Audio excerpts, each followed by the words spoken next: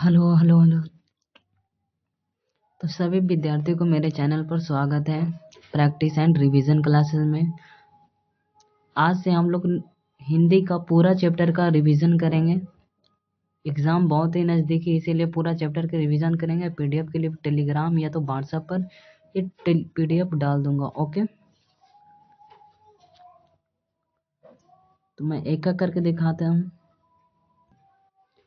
लेखक परिचय के साथ साथ हम लोग ऑब्जेक्टिव भी करेंगे।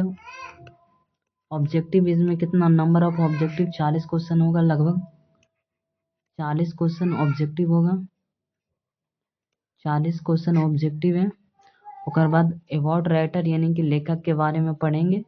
उसके बाद ऑब्जेक्टिव टेस्ट देंगे। उसके बाद क्वेश्चन आंसर करेंगे, क्वेश्चन आंसर। उसके बाद समरी कर लेंगे। उसके बाद 2 नंबर वाला जो आंसर है, 2 नंबर वाला कर लेंगे। शॉर्ट आंसर टाइप क्वेश्चन वो वाला कर लेंगे। ठीक है, आप पीडीएफ के लिए टेलीग्राम में सब फ्री रहेगा। ओके, सब पीडीएफ डाल दूंगा टेलीग्राम और व्हाट्सएप पर। ठीक, तो बातचीत के लेखक कौन है? बालकृष्ण भट्ट जी हैं। बालकृष्ण भट्ट जी हैं। बालकृष्ण भट्ट है। पूछा गया बातचीत के लेखक कौन है, तो बालकृष्ण भट्ट जी हैं। हम लोग आज स्टार्ट करते हैं जी। पहले देख लेते पूरा चैप्टर, बता देते हैं क्या क्या पढ़ना है इसमें। इसमें पूरा लेखक परिचय पढ़ेंगे। उसके बाद जितने सारा ऑब्जेक्टिव है वो पढ़ लेंगे। ऑब्जेक्टिव भी देख लेंगे एक एक करके। ओके ओके, पहले देख लेते हैं जी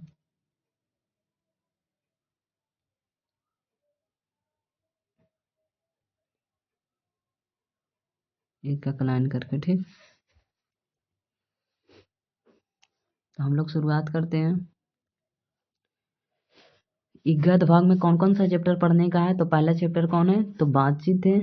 दूसरा चैप्टर कौन है? उसने कहा था। तीसरा चैप्टर क्या है? तो संपूर्ण क्रांति है। चौथा चैप्टर अर्धनारीश्वर है। पांचवा चैप्टर रोज है।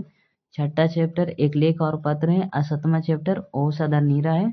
और आठवां चैप्टर कौन है? तो सिपाही का माँ। नौवां चैप्टर है प्रगीत और समाज। 10वां चैप्टर है जूठन। 11वां चैप्टर है हंसते हुए मेरा अकेलापन। और 12वां चैप्टर है त्रीच। और 13वां चैप्टर कौन है? तो शिक्षा। इनका लेखक कौन है? तो इनका लेखक बालकृष्ण भट्ट जी हैं। जबकि उसने कहा था लेखक इनका जनार्दन शर्मा गुलेरी जी है। इनका लेखक कौन है? तो संपूर्ण क्रांति किसने? भगत सिंह जयप्रकाश नारायण ने लिखा है। संपूर्ण क्रांति कौन लिखे? जयप्रकाश नारायण। अर्धनारीश्वर किसने लिखा है? तो अर्धनारीश्वर किसने लिखा है? तो रामधारी सिंह दिनकर ने लिखा। रोज किसने लिखा है? तो आज्ञे जी ने लिखा है। रोज कौन लिखे? आज्ञे जी। और एक लेख और पत्र किनका है? भगत सिंह का। ओ सदा नीरा किसका है? तो ओ सदा नीरा जगदीश चंद्र माथुर का है। और ये 8वां चैप्टर किसका है? सिपाही का माँ किसने लिखा है? सिपाही का माँ कौन लिखा है? तो मोहन राकेश लिखा है इसका सिपाही की माँ। प्रगीत और समाज कौन लिखा है? तो नामवर सिंह, इसका नामवर सिंह लिखे है। जूठन कौन लिखा है? तो जूठन ओम प्रकाश वाल्मीकि ने लिखा है। हंसते हुए मेरा अकेलापन, उसका लेखक कौन है? तो लेखक कौन है? ओम प्रकाश वाल्मीकि है। जूठन का कौन है? ओम प्रकाश वाल्मीकि है। हंसते हुए मेरा अकेलापन पूछेगा तो उसका कौन है? तो मलयज का है। हंसते हुए मेरा अकेलापन के लेखक कौन है? तो मलयज, इनका मलयज है। त्रिज का किसका है? तो त्रिज का लिखा है उदय प्रकाश नारायण का लिखे हैं, उदय प्रकाश नारायण। बाकी चैप्टर उदय प्रकाश नारायण। और शिक्षा किसने लिखा है? तो शिक्षा जे कृष्ण मूर्ति ने लिखा है। शिक्षा कौन लिखा है? तो जे कृष्ण मूर्ति ने लिखा है। जे कृष्ण मूर्ति, जे कृष्ण मूर्ति ने लिखा है। जे कृष्ण मूर्ति लिखा है। ये सबके लेखक के नाम लिख दें, या तो आप लोग भी लिख सकते हैं। हम लिख देते हैं एक एक करके। बालकृष्ण भट्ट है, इनका कौन है? तो बालकृष्ण भट्ट है। बालकृष्ण भट्ट जी हैं। उसने कहा था ये उसने कहा था चंद्रधन शर्मा गुलेरी जी है। यहाँ पर नहीं अटेगा जी, इसीलिए नहीं लिख रहे हैं। ना तो मतलब लिख देते हैं, यहाँ पर जगह नहीं है इसीलिए नहीं लिख रहे हैं। जूठन कौन है? जूठन ओम प्रकाश वाल्मीकि है। जूठन किसने लिखा? ओम प्रकाश वाल्मीकि। ओम प्रकाश वाल्मीकि लिखा। ओम प्रकाश वाल्मीकि जी वाल्मीकि लिखा। ओम प्रकाश वाल्मीकि। अपराजित और समाज किसने लिखा? तो नामवर सिंह ने लिखा। नामवर सिंह। नामवर सिंह लिखा ओम प्रकाश वाल्मीकि। सिपाही का माँ कौन लिखा है? तो मोहन राकेश लिखा। मोहन राकेश। मोहन राकेश लिखा सिपाही की माँ का। ओ सदनीरा किसका लिखा है? तो जगदीश चंद्र माथुर का। इसका कौन है? जगदीश चंद्र माथुर। जगदीश चंद्र माथुर। जगदीश चंद्र माथुर। जगह नहीं है जी, इसीलिए नहीं लिख रहे थे। जगदीश चंद्र माथुर इसका एक लेख था, और भगत सिंह इनका भगत सिंह लिखा है। और बाकी रोज आगे जी जो जिनका नाम है सच्चिदानंद हिरानंद बादश्यान आगे जी इनका नाम है। अगला देखते हैं हम लोग। अब देखते हैं इसका बारे में। तब हम लोग देखिए इसमें पढ़ेंगे लेखक के परिचय एवं प्रश्न। लेखक के जो परिचय एवं प्रश्न उनके संबंधित जितने सारा ऑब्जेक्टिव होगा वो देखेंगे।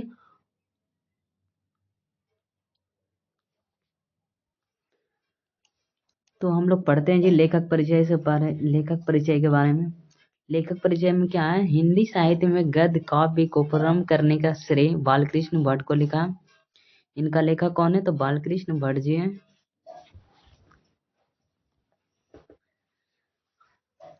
भट्ट जी ने अपने युग के न केवल सर्वश्रेष्ठ निबंधकार थे, अपील एक महान पत्रकार एवं आधुनिक आलोचनात्मक के प्रवर्तक थे।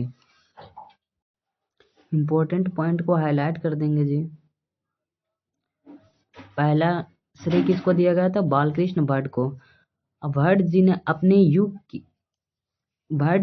अपने युग ने न केवल सर्वश्रेष्ठ निबंधकार थे, अपील एक महान पत्रकार एवं आधुनिक आलोचनात्मक के प्रवर्तक थे। पूछेगा आधुनिक आलोचनात्मक के प्रवर्तक कौन थे? तो बालकृष्ण भट्ट जी थे।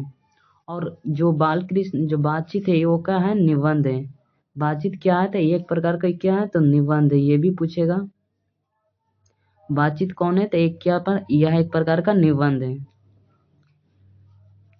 अगला पॉइंट देखिए, उन्होंने साहित्यिक, सामाजिक, राजनीतिक, धार्मिक, दार्शनिक, नैतिक और सामायिक आदि सभी विषयों में अपने विचार व्यक्त किए हैं। गद्य काव्य में क्या लिखे हैं? तो यह एक ऐसी कविता है जिसे कहानी के रूप में लिखा जाए, वो गद्य काव्य कहलाता है। अगला पढ़िएगा। तो इसमें 3 पॉइंट है जी जिसमें पूछा जाएगा। पहला पॉइंट पूछा जाएगा कि जो बातचीत है उनका लेखक कौन है? तो बालकृष्ण भट्ट जी है। और वो किस युग के थे? तो वह भरतेंदु युग के थे। और दूसरा पूछेगा ये क्या? तो ये क्या था? जो बातचीत क्या क्या है एक प्रकार का? तो एक प्रकार का यह निबंध है। और किस काल के थे? तो वह आधुनिक काल का है। और किस युग का पूछेगा? तो वो भरतेंदु युग का है। भरतेंदु युग के हैं वह। अगला पॉइंट देखिएगा। अगला पॉइंट इसमें 3 ऑब्जेक्टिव बनेगा जी। पहला हम क्या करा? प्रारंभिक जीवन, शिक्षा, व्यवसाय। बालकृष्ण भट्ट का जन्म कब हुआ था? तो 23 जून 1844 ईस्वी में। ये पूछा जाता है।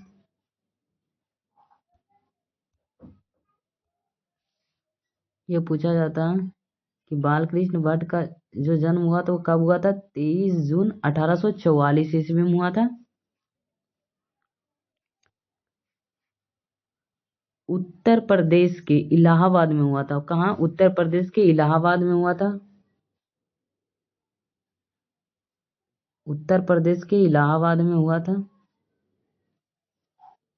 उनके माता का नाम कौन है? पूछा जाता है। उनका माता का जो नाम है, उनका माता का नाम क्या है? तो पार्वती देवी। उनका माता का नाम क्या है? पार्वती देवी। एवं पिता का नाम क्या है तो बेनी प्रसाद भट्ट। वो ये भी पूछता है जो उनका माता का नाम कौन है तो पार्वती देवी, जबकि उनका पिता का नाम कौन है तो बेनी प्रसाद। ये भी पूछता है, बेनी प्रसाद भट्ट था। उनकी प्रारंभिक शिक्षा घर पर हुई हुई थी। उनकी प्रारंभिक शिक्षा कहाँ हुई थी तो घर पर ही हुई थी, जहाँ उन्होंने हिंदी एवं संस्कृत की शिक्षा ग्रहण की। माँ के माँ के निर्देशानुसार उन्होंने 1867 में प्रयागराज के मिशन स्कूल में अंग्रेजी की शिक्षा प्राप्त की। तो पूछेगा प्रयागराज में किस स्कूल में अंग्रेजी की शिक्षा प्राप्त किए थे तो मिशन स्कूल में। कौन सा स्कूल में तो मिशन स्कूल में। अब कब किए थे तो 1867 ईस्वी में। ये डेट भी याद कर लीजिएगा। प्रयागराज के मिशन स्कूल में वह अंग्रेजी की शिक्षा प्राप्त किए थे। 1869 में 69 से 1875 तक उन्होंने प्रयाग के ही मिशन स्कूल में अध्यापन किया। उसके बाद 1885 ईस्वी में सीएबी स्कूल में उन्होंने संस्कृत का अध्यापन किया। तो सीएबी स्कूल में उन्होंने क्या तो संस्कृत का अध्ययन किया। सीएबी स्कूल में संस्कृत का अध्ययन किए और सीएबी में स्कूल में किए थे।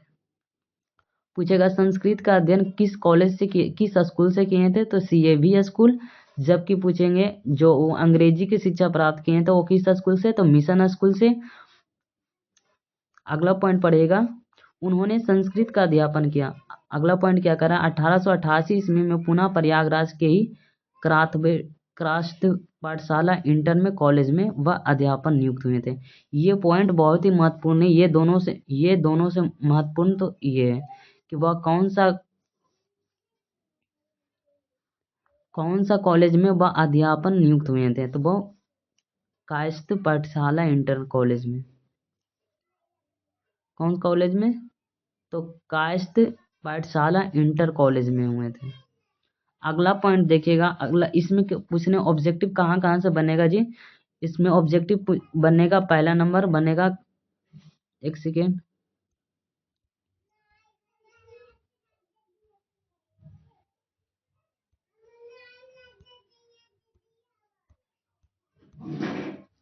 इसमें पहला ऑब्जेक्टिव बनेगा कि बाल कृष्ण भट्ट का जन्म कब हुआ था। जन्म 1800 कितना 44 ईस्वी में हुआ था। मृत्यु कब हुआ था तो मृत्यु हुआ 1883 ईस्वी में। इसमें नहीं लिखा हुआ है, मृत्यु भी याद कर लीजिएगा। जन्म 1844 ईस्वी में, मृत्यु 1883 ईस्वी में। छोटा डेट नहीं याद रखिएगा, कोई भी नहीं चलेगा। ये अगर याद रहते तो अच्छी बात है, नहीं है तो नहीं भी याद रखिएगा। छोटा डेट नहीं याद रखिएगा, बड़ा डेट याद रखिएगा। 1844 ईस्वी में, मृत्यु 1883 ईस्वी में।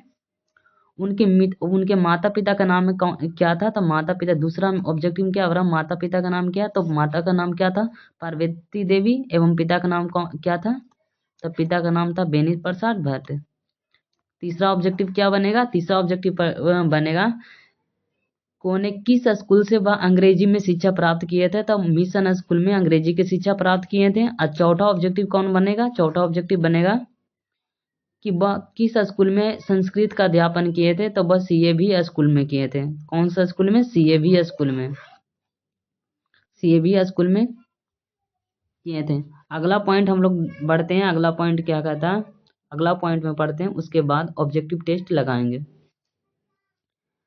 भट्ट जी भारतेंदु युग किस युग के पूछेगा तो बालकृष्ण भट्ट जी भारतेंदु युग के हैं।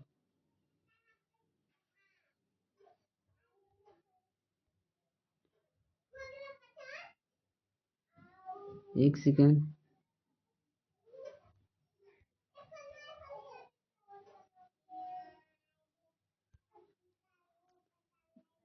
किस युग के हैं तो वो भारतेंदु युग के हैं। एक सेकेंड,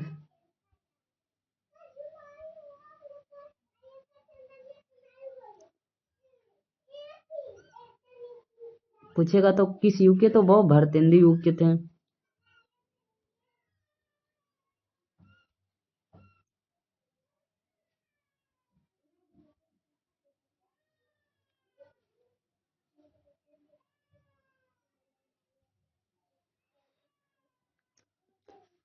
भट्ट जी ने भारतेंदु युग के देन थे और भारतेंदु मंडली के प्रधान सदस्य भी थे। आधुनिक हिंदी में साहित्य एवं हिंदी थिएटर के पिता भारतेंदु हरिश्चंद्र थे। इसमें पूछा जाता है कि थिएटर के जो पिता थे कौन है? भारतेंदु हरिश्चंद्र थे। थिएटर के पिता कौन है? तो भारतेंदु हरिश्चंद्र थे। प्रेरणा से उन्होंने प्रयाग में हिंदी वादिनी नामक सभा की स्थापना की और 1877 में हिंदी प्रदीप नामक मासिक पत्र का प्रकाशन किया। पूछेगा कि मासिक हिंदी जो प्रदीप नामक पत्रिका है वो कब और कहाँ पर प्रकाशन हुआ? इतना याद रखिएगा कि 1877 ईस्वी में हिंदी प्रदीप नामक मासिक पत्रिका का प्रकाशन किसने किया था? तो वो बातचीत जो लेखक है बालकृष्ण भट्ट ने प्रकाशित किए थे 1877 ईस्वी में हिंदी प्रदीप नामक मासिक पत्रिका। ये ऑब्जेक्टिव पूछना ही पूछना है। अगला पढ़ेगा कि वह 3300 वर्षों तक लगातार इसी प्रकाशित करते रहते, परंतु आर्थिक तंगों के कारण अंततः उन्हें इस मासिक पत्र को बंद करना पड़ा। हिंदी साहित्य के सम्मेलन प्रयाग ने इनके कुछ निबंधों का संग्रह निबंधवाली नाम से प्रकाशित भी करवाया था। काशी नगरी प्रचारती सभा द्वारा आयोजित हिंदी शब्दसागर के संपादन में भी उन्होंने श्याम सुंदर दास तथा शुक्ला जी के साथ कार्य किया, परंतु अच्छा व्यवहार न होने के कारण वह उन लोगों से अलग हो गए। इधर ऑब्जेक्टिव नहीं बनता जी, ऑब्जेक्टिव जो बनता है इसी पॉइंट से बनेगा। अगला पॉइंट देखिएगा, इसमें कितने ऑब्जेक्टिव पूछेगा? पहला ऑब्जेक्टिव पूछेगा इसमें पहला ऑब्जेक्टिव पूछेगा कि जो बालकृष्ण भट्ट हैं किस युग के हैं? तो भारतेंदु युग के हैं। किस युग के? तो भारतेंदु युग के हैं। और दूसरा पूछेगा कि वह हिंदी मासिक पत्रिका का जो प्रकाशन हुआ तो कब हुआ था? तो 1867 ईस्वी में, 1877 ईस्वी में हुआ था हिंदी प्रदीप नामक मासिक पत्रिका। अब पूछेगा उसकी मासिक पत्रिका का क्या नाम है? तो हिंदी प्रदीप बोलिएगा। ठीक, अगला पॉइंट देखिएगा, 3 ऑब्जेक्टिव इधर से बना सकता है। अगला पॉइंट देखिएगा, अगला पॉइंट क्या कहता है? उनकी रचनाएं निम्नलिखित है, मतलब उनकी रचनाएं जो निम्नलिखित है। पहला क्या है? निबंध संग्रह साहित्य सुबन भट्ट निबंध माला। दूसरा जो उपन्यास लिखे कौन है? नूतन ब्रह्मचारी 100 अजान 1 सुजान निबंध माला रहस्य। नूतन ब्रह्मचारी 100 अजान 1 सुजान, ये पूछा जाता है, ये महत्वपूर्ण है यहाँ से यहाँ तक। ठीक, ये इंपॉर्टेंट है, इसको याद कर दीजिएगा। नूतन ब्रह्मचारी 100 अजान 1 सुजान निबंध माला रहस्य कथा रसातल यात्रा उचित दक्षिणा हमारे घड़ी सद्भाव का अभाव गुप्त बैरी। ये भी पूछता है कि सद्भाव का अभाव किसका है और गुप्त बैरी किसका है? तो ये बालकृष्ण भट्ट जी का है। चौथा में जो नाटक है उनका नाटक कौन है? दमयंती स्वयंवर बाल विवाह चंद्रसेन रेल का विकट खेल। ये बहुत बार पूछा गया, रेल का विकट खेल किसका है? तो चंद्रधर शर्मा सॉरी बालकृष्ण भट्ट का। चंद्रधर शर्मा गुलेरी तो वो तो उसने कहा था कहानी का लेखक है, उसके बारे में चर्चा हो तो सेकेंड चैप्टर में है। अगला पॉइंट पढ़ेगा, अगला पॉइंट क्या कह रहा है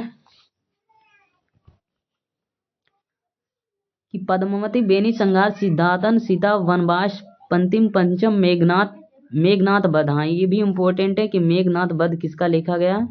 तो बालकृष्ण भट्ट जी का है।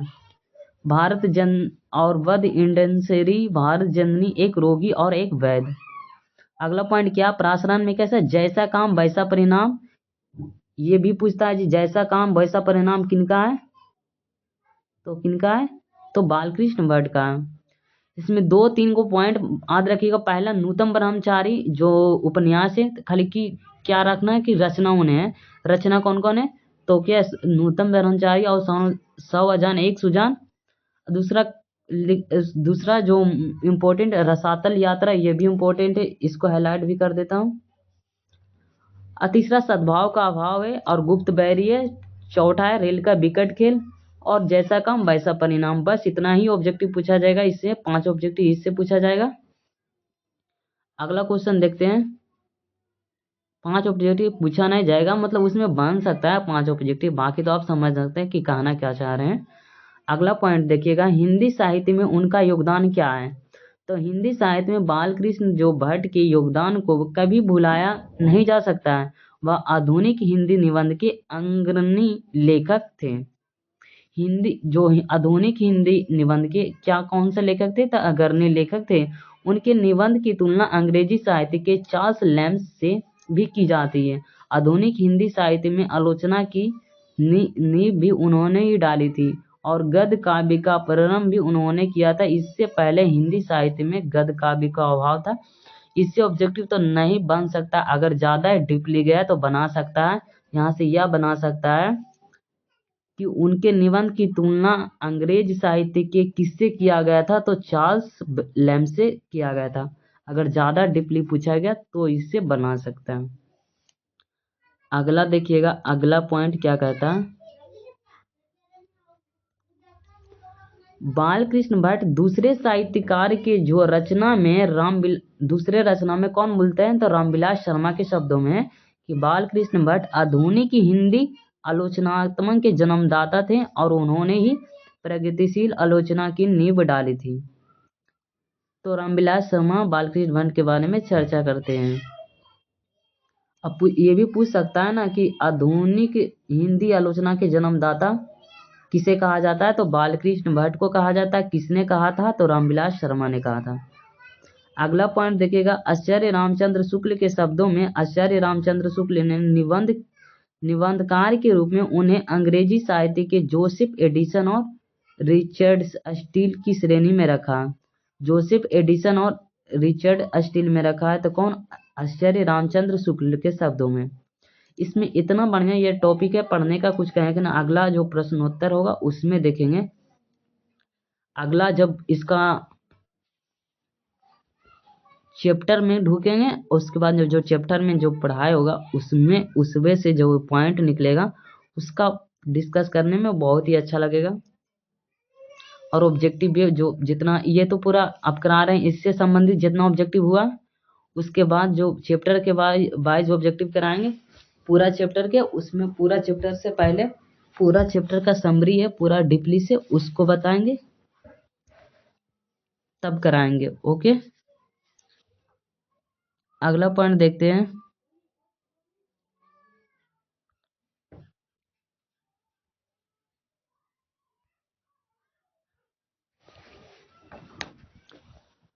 लाओ मैं आ गया।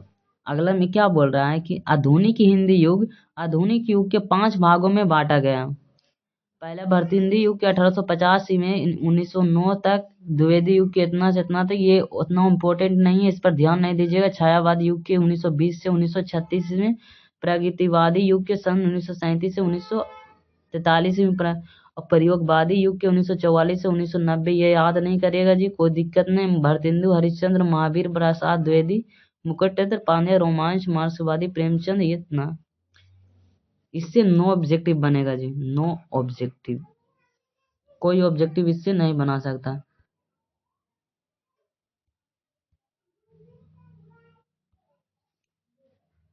इसमें याद नहीं करेगा इसमें याद नहीं करने लगना, ठीक, इसमें नो ऑब्जेक्टिव।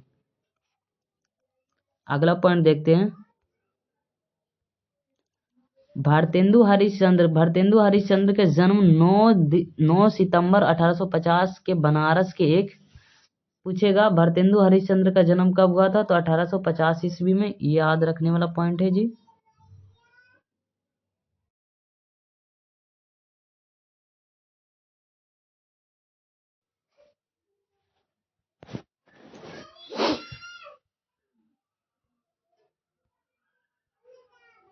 एक सेकेंड, उनका जन्म कब हुआ था, तो 1850 के बनारस में हुआ था। एक प्रतिष्ठित परिवार में हुआ था। उनका मूल नाम हरिश्चंद्र था और भारतेंदु उनकी उपाधि थी। भारतेंदु आधुनिक हिंदी साहित्य के साथ साथ हिंदी थिएटर के पिता कहे जाते हैं। उन्होंने जन्म से हिंदी के आधुनिक युग का आरंभ हो जाता है। हिंदी का महान नाटककार, उपन्यासकार और एक कवि थे।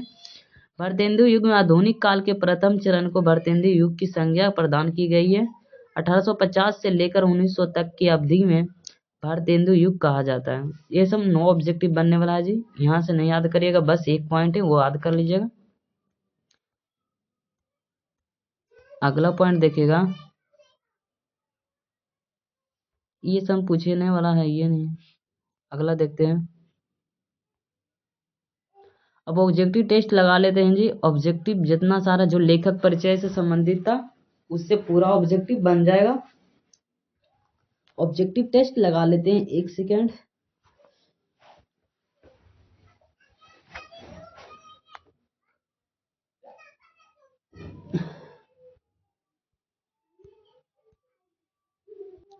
पहला ऑब्जेक्टिव देखिए जी। ऑब्जेक्टिव अब जितना सारा जो लेखक परिचय के बारे में देखे थे उससे ऑब्जेक्टिव। उसके बाद अगला वीडियो में क्या करें, जो चैप्टर के अंदर पढ़ना उसका पहले समरी देख लेंगे, मतलब पूरा समराइज करके। पूरा बुक के तो पढ़ना नहीं पढ़ सकते, मतलब अभी तो पढ़ नहीं सकते। पूरा जो जितना है उसको समराइज कर देंगे, उसके बाद उसका ऑब्जेक्टिव टेस्ट लगाएंगे, उसके बाद क्वेश्चन आंसर कर लेंगे। ओके, पहले देखिएगा बाल कृष्ण भट्ट का जन्म कब हुआ था, तो 23 जून 1834 ईस्वी को, या 23 जून 1844 ईस्वी को, या 20 जून 1854 को, 20 सितंबर 1864 ईस्वी को। कब हुआ था, तो 23 जून 1844 ईस्वी में हुआ था जो इनका जन्म हुआ था। एक सेकेंड, तो कब हुआ था उनका, 23 जून 1844 ईस्वी में हुआ था। Option number B. अगला पॉइंट देखिएगा, अगला पॉइंट क्या कह रहा है, अगला क्वेश्चन, सॉरी, अगला क्वेश्चन करता है बालकृष्ण भट्ट किस युग के निबंधकार थे। तो बालकृष्ण युग जो भारतेंदु युग के निबंधकार थे, ये तो बताए थे जी। बालकृष्ण भट्ट किस युग के निबंधकार थे, तो भारतेंदु युग के निबंधकार थे। अगला क्वेश्चन देखिएगा, अगला क्वेश्चन क्या कह रहा है कि बालकृष्ण भट्ट का निवास स्थान कहाँ था। निवास स्थान कहाँ था, जन्म हुआ था कहाँ, मध्य प्रदेश। कहाँ हुआ था, इनका निवास स्थान तो क्या, इलाहाबाद उत्तर प्रदेश, इलाहाबाद उत्तर प्रदेश। अगला पॉइंट देखिएगा कि बालकृष्ण भट्ट का निधन कब हुआ था। बालकृष्ण भट्ट को निधन कब हुआ था, 1914 ईस्वी में।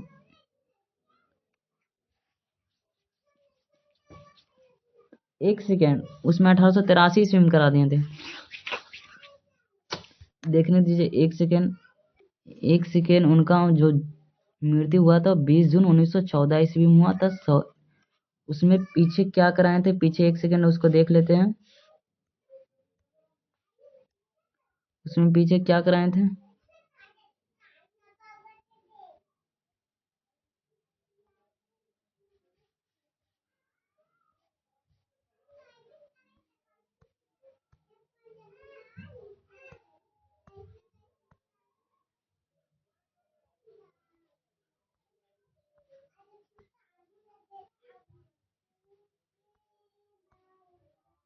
आप लोग सही कर लीजिएगा।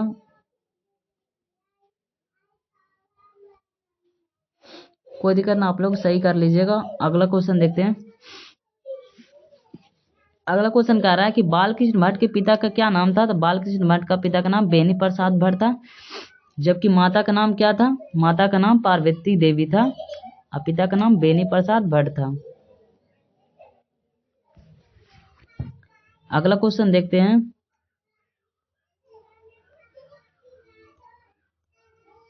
अगला क्वेश्चन क्या कहता है, 100 अजान एक सुजान उपन्यास के लेखक कौन है।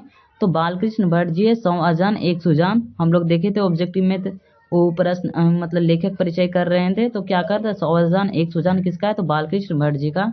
अगला क्वेश्चन देखते हैं कि बालकृष्ण भट्ट की माता का नाम क्या था। बालकृष्ण भट्ट के माता का नाम पार्वती देवी था। क्या था, पार्वती देवी। अगला क्वेश्चन देखते हैं कि उनकी प्रारंभिक शिक्षा का महत्वपूर्ण योगदान किसका था। उनकी जो प्रारंभिक शिक्षा था उनका महत्वपूर्ण योगदान माँ की थी, तो माँ की थी उनका योगदान। अगला क्वेश्चन देखते हैं कि 1867 ईस्वी में उन्होंने किस स्कूल के एंट्रांस की परीक्षा पास की थी। तो मिशन स्कूल के एंट्रांस में वो परीक्षा पास किए थे 1867 में। उन्होंने किस स्कूल को, तो वो इलाहाबाद के मिशन स्कूल से वह क्या किए थे, तो एंट्रांस की परीक्षा पास किए थे। अगला पॉइंट देखिएगा कि क्वेश्चन नंबर 10 बोल रहा है कि वह 1888 इसमें इलाहाबाद के किस कॉलेज में अध्यापन नियुक्त हुए थे। तो क्या क्यास्त पाठशाला इंटर कॉलेज में बताए थे ना कि ये इंपॉर्टेंट क्वेश्चन है, ये पूछा जाता है कि कायस्थ पाठशाला इंटर कॉलेज में वह नियुक्त हुए थे कॉलेज में। अगला पॉइंट देखिएगा, क्वेश्चन नंबर 11 देखिएगा, बालकृष्ण भट्ट किस काल के रचनाकार थे। तो बालकृष्ण भट्ट जी किस काल के काल था, वह आधुनिक काल के थे। आधुनिक काल और भरतेंदु किस युग के पूछेगा तो भरतेंदु युग, युग पूछेगा तो भरतेंदु युग, और काल पूछेगा तो क्या आधुनिक काल। ठीक, अगला क्वेश्चन देखते हैं कि कौन सी रचना बालकृष्ण भट्ट द्वारा रचित है। तो कौन है, पद्मावती, बेनी संहार। पूछ रहा कौन सी रचना बालकृष्ण भट्ट के द्वारा रचित नहीं है। पद्मावती तो है ही है, बेनी संहार है, मेघनाथ वध है, मेघदूतम नहीं है। मेघनाथ वध देखे थे, एक पॉइंट नहीं था मेघनाथ वध। अगला पॉइंट जो हम लोग लेखक परिचय उसमें भी मेघनाथ वध था। बेनी संहार तो ये भी था, पद्मावती भी था, मेघनाथ नहीं था। मेघनाथ मतलब कि जो मेघदूतम था वो नहीं था। अगला पॉइंट देखिएगा कि बालकृष्ण भट्ट ने हिंदी प्रदीप नामक मासिक पत्रिका का निकाला कब प्रारंभ किया था। तो 1877 ईस्वी में। और किस पत्रिका का जो नाम था वो हिंदी प्रदीप था, और किसने कराया था तो बालकृष्ण भट्ट ने प्रकाशन किया था। अगला पॉइंट देखिएगा कि हिंदी शब्दकोश के संपादन के लिए श्याम सुंदर दास को उन्होंने कहा था आमंत्रित किया था। कहाँ, तो वह इलाहाबाद में आमंत्रित किया था। किसने, श्याम सुंदर दास के उन्होंने आमंत्रित किया था। किसने, बालकृष्ण भट्ट ने। क्वेश्चन नंबर 15, कौन सा उपन्यास बालकृष्ण भट्ट द्वारा रचित है। मैलाचल, गोदान, सौजन, एक सुजान। तो सौजन एक सुजान वही का रचना है बालकृष्ण भट्ट जी का। अगला क्वेश्चन देखिएगा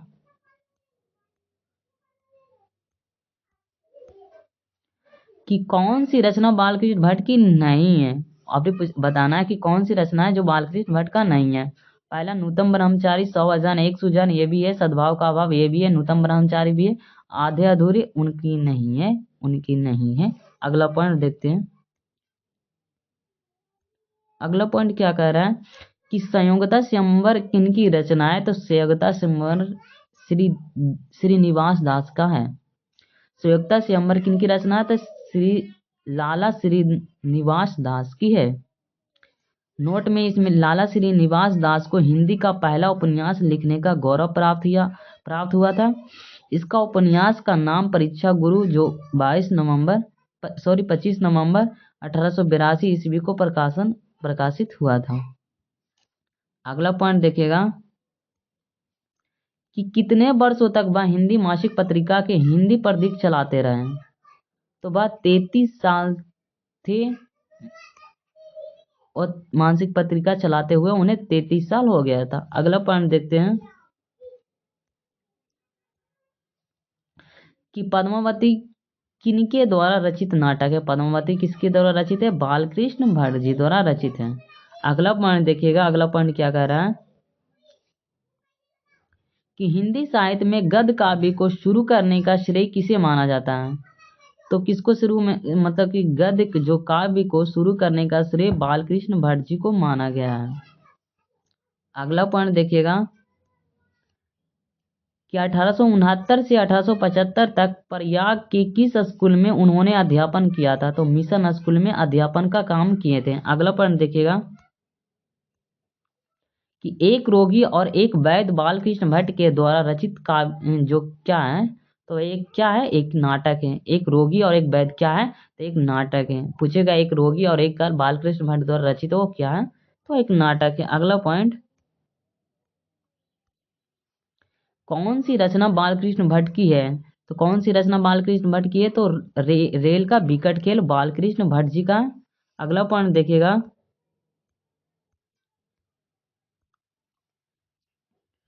बालकृष्ण भट्ट ने कौन सा मासिक पत्रिका निकाला था। तो बालकृष्ण भट्ट ने हिंदी प्रदीप नामक पत्रिका निकाला था। अब कब निकाला था, तो 1877 ईस्वी में हिंदी मासिक पत्रिका निकाला था। अगला पॉइंट देखते हैं हम लोग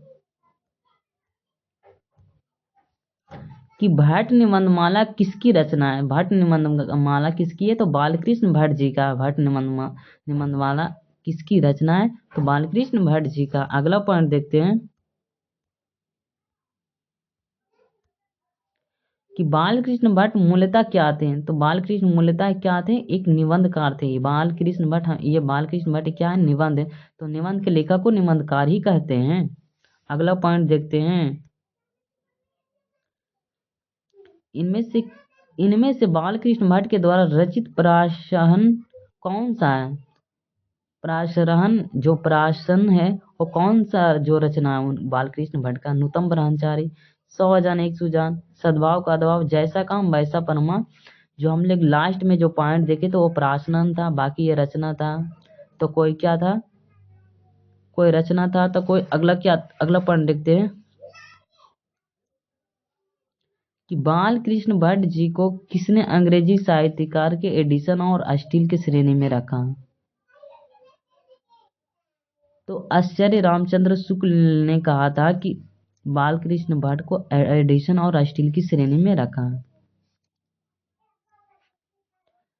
और एडिशन और स्टील की श्रेणी, एडिशन ने कहा था कि दो व्यक्तियों के बीच असल बातचीत होती है। या अगला पॉइंट हम लोग चैप्टर में देखा जाएगा, उसमें बताएंगे पूरा चैप्टर को, एक्सप्लेनेशन पूरा समराइज को करेंगे, एक ही 2-3 पेज में हो जाएगा। ठीक, अगला पॉइंट देखते हैं हम लोग, हिंदी साहित्य की आधुनिक आलोचना का जन्मदाता किसे कहा जाता है? हिंदी साहित्य की आधुनिक आलोचनात्मक का जन्मदाता किसे कहा जाता है? तो बालकृष्ण भट्ट जी को कहा जाता है। अगला पॉइंट देखते हैं कि हिंदी शब्दकोश हिंदी शब्द सागर के संपादन से बालकृष्ण भट्ट क्यों अलग हो जाते हैं? तो अच्छा व्यवहार न होने के कारण हिंदी शब्दकोश से, मतलब जो हिंदी शब्द सागर के संपादन से बालकृष्ण भट्ट जी अलग हो जाते हैं। अगला पॉइंट देखते हैं, इतना ही ऑब्जेक्टिव है जी। यहाँ एक लाइन हम क्वेश्चन 30 ही है, 30 क्वेश्चन अबाउट राइटर के बारे में, बाकी चैप्टर पढ़ेंगे उसके बाद उसका ऑब्जेक्टिव कराएंगे। अब जितने सारे वीडियो होगा वो मैराथन की तरह होगा।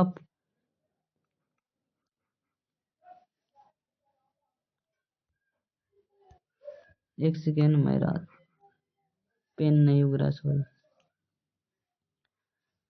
तो टोटल नंबर ऑफ ऑब्जेक्टिव पूरा 30 क्वेश्चन था जी।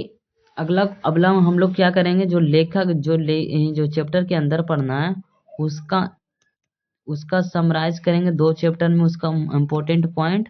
उसके बाद ऑब्जेक्टिव लाएंगे एक ही वीडियो में। उसके बाद क्वेश्चन आंसर, उसके बाद क्वेश्चन आंसर ही रहेगा, short answer type question 2 number वाला। उसके बाद ये चैप्टर समाप्त हो जाएगा। अगला पॉइंट देखते हैं। अगला पॉइंट नहीं है, अगला एक मोटिवेशन लाइन है, आप लोग पढ़ लीजिएगा। ठीक, पीडीएफ के लिए आप लोग अगर टेलीग्राम में मिलता है practice and revision class notes के नाम से होगा, वहां से ले लीजिएगा। अन्यथा पीडीएफ के लिए इस पर मैसेज कर दीजिएगा, हम व्हाट्सएप पर डाल देंगे पीडीएफ के लिए। ठीक, ओके। पीडीएफ के लिए हम लोग डाल देंगे इस नंबर पर पीडीएफ, ये व्हाट्सएप ग्रुप है, उसी पर सब लोग का पीडीएफ जाता है, जितने सारे लेना है तो ले। अभी पीडीएफ फ्री ही रहेगा, ओके। पूरा आपका एग्जाम है, इसीलिए एग्जाम के लिए पूरा मैराथन जाएगा, पूरा पीडीएफ आप लोग के रिवीजन होगा एग्जाम के लिए, इसीलिए आप लोग ले लीजिएगा। ठीक,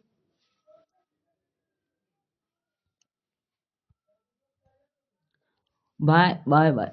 ये क्या कह रहा है, ठीक है, पढ़ लेते हैं। भरोसा सत्य के साथ ही शुरू होता है और यह सत्य सामने आने पर ही खत्म भी हो जाता है। ये कहा जाता है कि भरोसा सत्य के साथ ही शुरू होता है और यह एक सत्य के सामने आने पर ही खत्म भी हो जाता है। अगर किसी बारों, ठीक है जी।